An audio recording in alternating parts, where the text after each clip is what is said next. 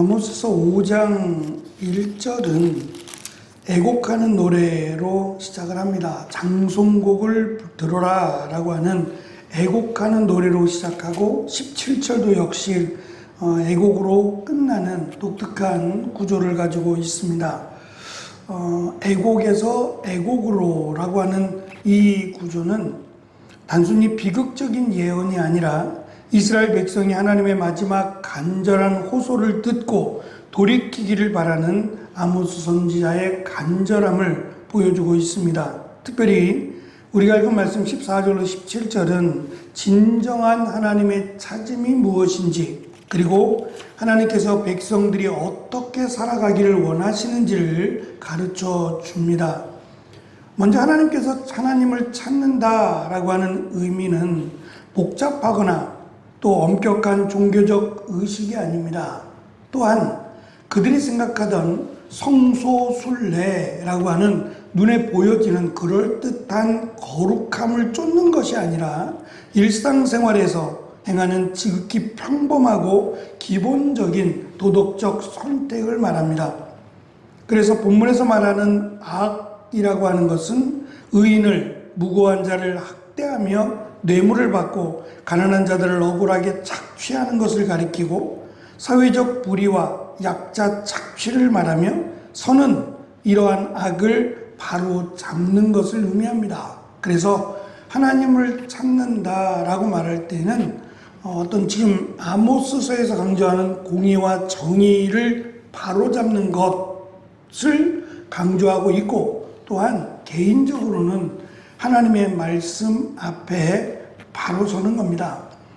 우리가 잘 아는 종교개혁이라고 하는 코람 데오죠.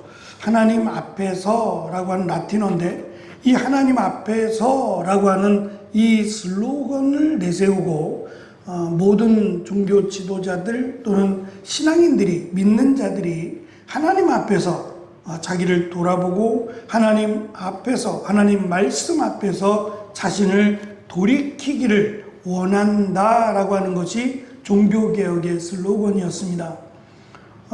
이 하나님 앞에서라고 하는 말은 언제나 시대를 막론하고 주님이 다시 오실 때까지 우리가 늘 기억해야 되는 말씀이라고 생각합니다.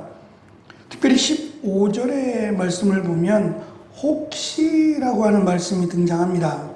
이 혹시라고 하는 단어는 단순히 불확실성을 강조하는 의미가 아니라 암울한 심판의 메시지 속에서 한 줄기 희망을 강조하고 있고, 또한 구원은 우리가 정의를 행한 노력의 결과가 아니라 절대적으로 하나님의 주권에 의한 것임을 강조하고 있습니다.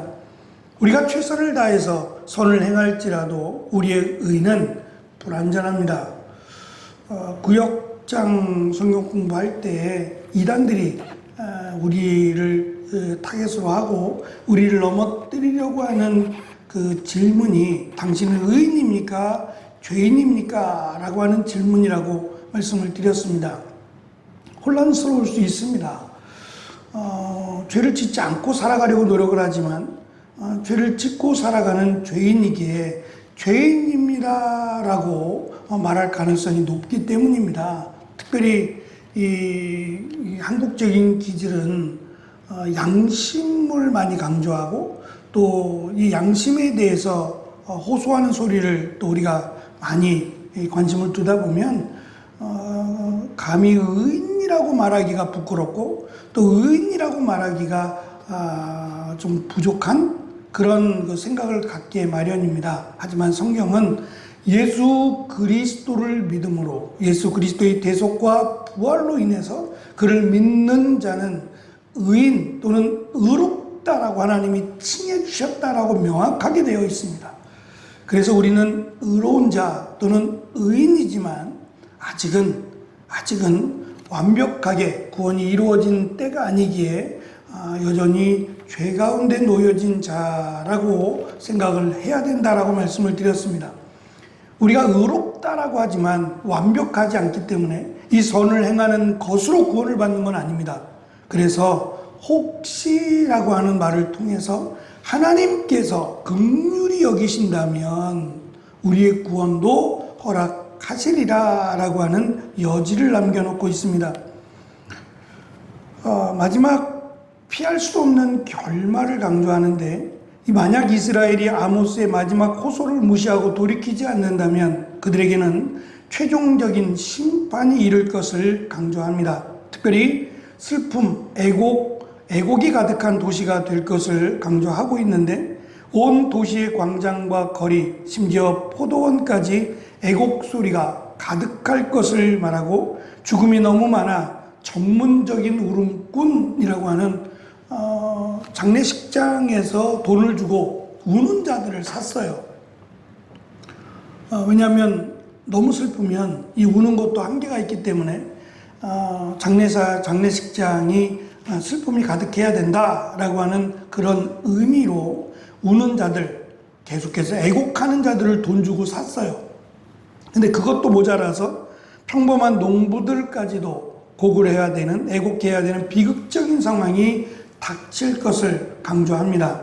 특별히 이 모든 비극의 근원이 바로 여호와의 지나가심이라고 17절은 우리에게 가르칩니다.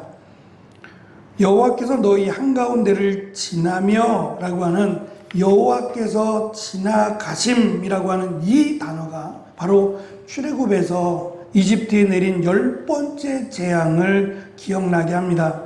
과거 이스라엘을 노예로 삼았던 이집트가 하나님의 지나가심으로 말미암아 장자가 죽게 됩니다. 이 여호와의 지나가심이 심판으로 이어지고 이것이 멸망, 죽음으로 이어졌던 것처럼 이제 하나님의 불의를 행한 이스라엘에 하나님이 지나가신다라는 표현을 통해서 하나님이 심판하실 것을 강조하고 있습니다.